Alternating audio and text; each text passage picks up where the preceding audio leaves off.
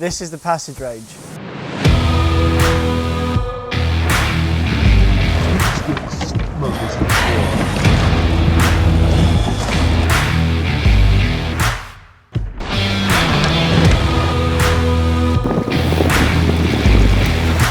Passage jacket and the passage salopettes. I use this kit all the time, especially for deliveries. I do a bit of water sports coaching as well. When I'm teaching, I love the big pockets to put notebooks, radios in, things like that. That's also really handy for deliveries. 3-layer technology for breathability and waterproofness, as well as fully taped seams. So it's got a double cuff. This is good for keeping water out. It's also good for layering up your gloves, so you'd have your gloves sort of go into here and then you bring this over there. So this is quite handy when you're sort of working on the bow or anything. It stops as much water dripping down your arm. So the Fleecy hand pockets are really, really good for cold days when you're not doing anything with your hands. Keep your hands nice and warm. The Fleecy line's quick drying, so even if it is wet, it'll still sort of warm your hands up.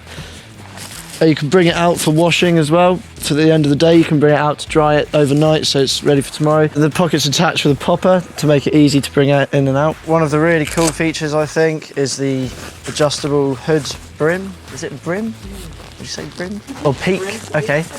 The hood peak or brim. There, I love the peak. I love being able to adjust it. It means you can keep one way of weather out. Because I feel like when I was sailing, I had it like this, when the wind's coming from this side here and you're getting wet from here, so that you can still see from the other way while you're helming. You can bring it down if it's really wet and you don't really need to see much. You can bring it up when you're having to look around a bit more. Moving on to high fit trousers. I personally really like these. One of the main things I like about them is they're really good fit.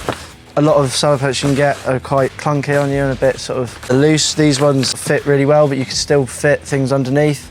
1000D Cajura on the seat and knees. It makes it really durable. On the seat as well, sat on the rail for hours at a time. Having good protection on the seat is good. Most trousers on the market will leak if you're sat on a damp surface for a long time. It's not even like the fact that they leak. I think when you're sat on it, even like a damp surface, it just like seeps through really slowly, just due to the pressure of the water's got nowhere else to go. When I've had like the mixture of the polypro and the shorts and everything, it's not an issue.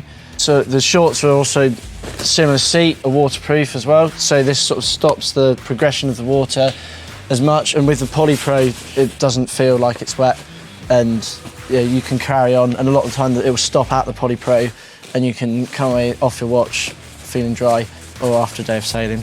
So yeah, this is my kit here.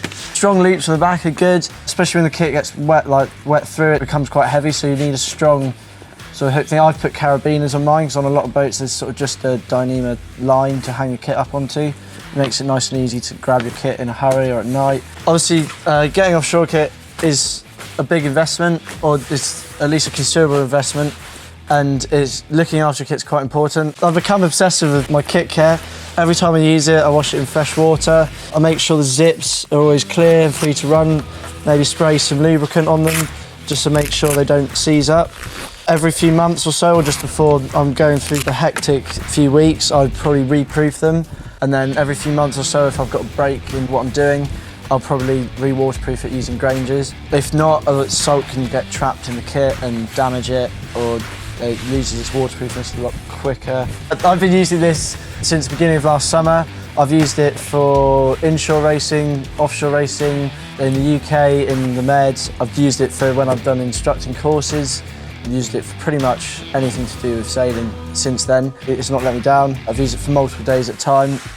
I've looked after it as well as possible, but in the summer, it's hard to find time to spend half a day doing your kit care, but I haven't had any issues with it. The best thing about it is just being out on the water and being able to enjoy it as long as possible. I can't look at you without smiling.